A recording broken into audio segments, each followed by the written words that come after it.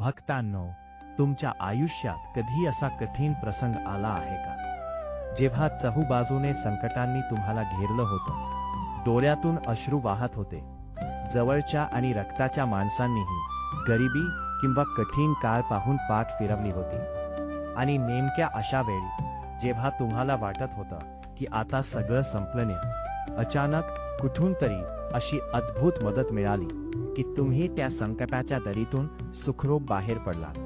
कधी विचार केलाय का की ते नक्की काय होतं? आज का हा व्हिडिओ तुमच्यासाठी स्वतः ब्रह्मांड नायक श्री स्वामी समर्थ महाराजांचा आशीर्वाद आहे. आजपासून आपण आपल्या आध्यात्मिक प्रवाह परिवारावर एक अत्यंत विशेष महासिरीज सुरू करत आहोत. स्वामींचे 3 अंतिम आशीर्वाद.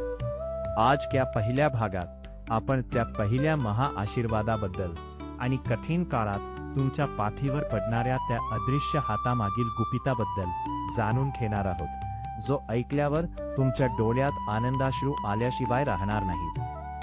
भक्तांनो, स्वामी समर्थ महाराज आपल्या भक्ताला जगात कधीच एकट सोडत नाहीत. स्वामींचा कर्माचा आणि भक्तीचा सिद्धांत सांगतो की जेव्हा भक्त पूर्णपणे शरणागत होतो तेव्हा स्वामी स्वतः त्याची जबाबदारी घेतात. अनेक भक्तांचे असे हृदयस्पर्शी अनुभव आहेत की जेव्हा ते यात्रेच्या वेळी प्रचंड नैराश्यात होते, खोलीत एकटे बसून रडत होते, जेव्हा डोक्यावर कर्जाचा डोंगर होता किंवा व्यवसायात कामात फक्त अपयश येत होतं, तेव्हा त्यांना अचानक आपल्या पाठीवर कोणीतरी अतिशय मायेने प्रेमाने हात ठेवल्याचा भास झाला. पाठीवर पडणारा तो अदृश्य हात दुसरा कोणाचा नसून स्वतः अक्कलकोट निवासी श्री स्वामी समर्थ महाराजांचा वज्रहस्त असतो.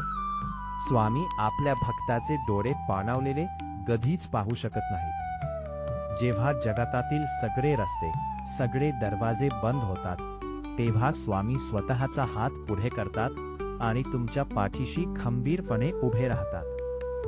पण भक्तांनो, हा अदृश्य हात फक्त भास होऊन थांबत नाही, तर तो स्वामींच्या पहिला अंतिम आशीर्वाद बनून तुमच्या आयुष्यात चमत्कार घडवतो. हा आशीर्वाद नक्की कसा काम करतो?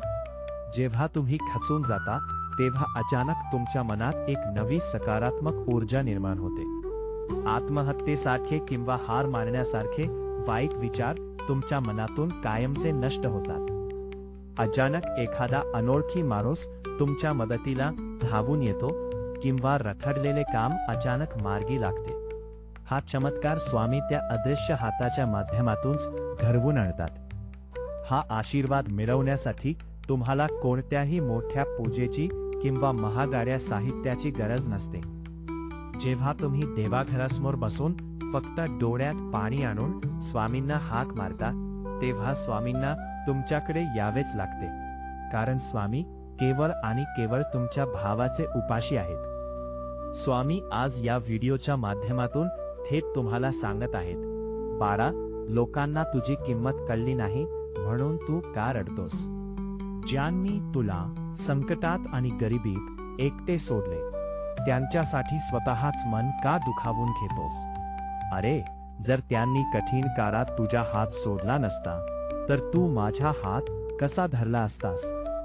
जेव्हा जेव्हा तुला भीती वाटेल, जेव्हा जेव्हा जग तुला हिणवेल, तेव्हा फक्त डोळे बंद कर आणि मला आर्ततेने हाक मार. मी कोणत्याही रूपात येईन, पण तुला त्या संकटातून बाहेर काढेन. भिवू नकोस, मी तुझ्या पाठीशी आहे.